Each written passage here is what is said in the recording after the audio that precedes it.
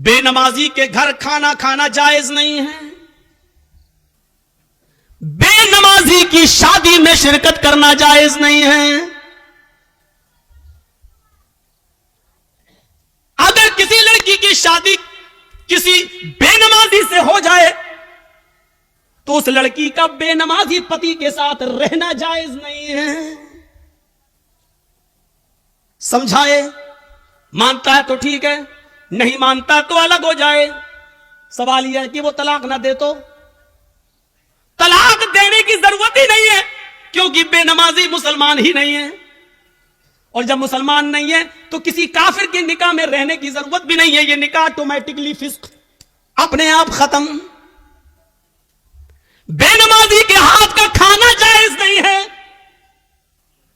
बेनमाजी के हाथ का पानी जायज नहीं है। बेनमाजी अगर मर जाए तो उसकी नमाज़े जनाजा पढ़ना जायज नहीं है। बेनमाजी अगर मर जाए तो उसको मुसलमानों के कब्रिस्तान में दफन करना जायज नहीं है। क्या क्या बताऊं।